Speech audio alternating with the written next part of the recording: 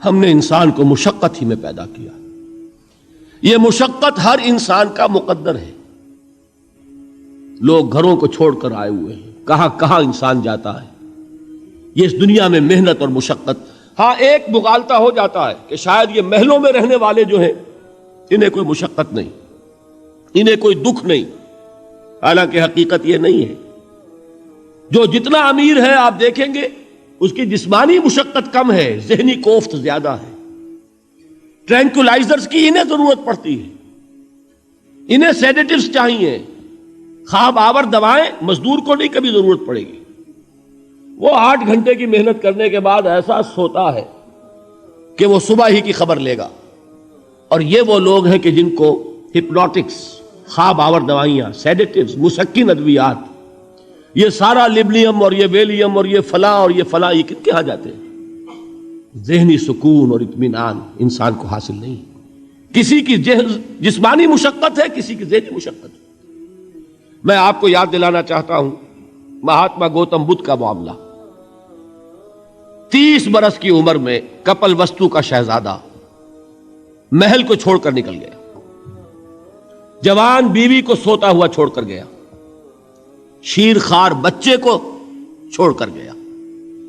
راجدھانی میں رہنے والا محل کا باسی, جسے یہ معلوم ہے کہ باپ کے بعد مجھے یہ سلطنت ملنے والی ہے, کیوں گیا؟ کبھی کبھی آپ نے سوچا؟ اس نے انسان کے غم اور دکھ کا مشاہدہ کیا.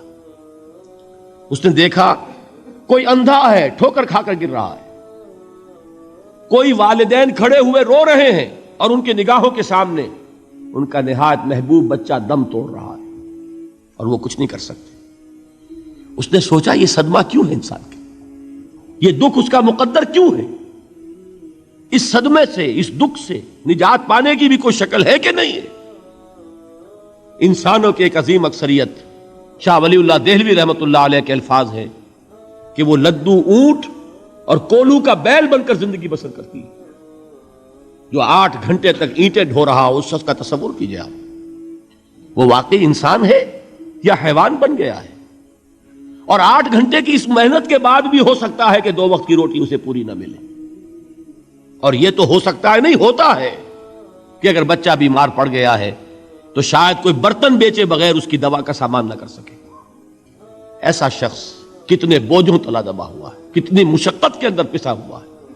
لدو اونٹ اور کولو کا بیل انسانوں کی عظیم اکثریت کی سطح پر زندگی بسر کرتے ہیں. لیکن آپ کو معلوم ہے کہ کولو کے بیل کے لیے مشقت ہی مشقت ہے, اس کے احساسات یہ نہیں ہے جو کہ ان سے انسان کو جو صدمہ پہنچتا ہے. ایک بیل کو اس سے کوئی غرض نہیں کہ اس کا کوئی بچہ بھی تھا کہ نہیں تھا, اور اس کو کوئی بخار ہوا ہے یا کیا ہوا ہے. اس صدمے سے وہ بیل بچا ہوا ہے. گھوڑے کو کوئی پتا نہیں کہ میرا بھی کوئی اولاد میری ہے یا نہیں ہے, اور مجھے اس کا کوئی صدمہ ہے یا دکھ ہے, کوئی پتا نہیں.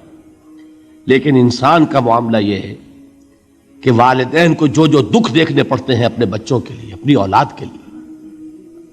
رات کی نیند ہے حرام ہے اس لیے کہ بچہ بخار میں تپ رہا ہے یا درد سے تڑپ رہا ہے, لہذا نہ ماں سو سکتی ہے نہ باپ سو سکتا ہے.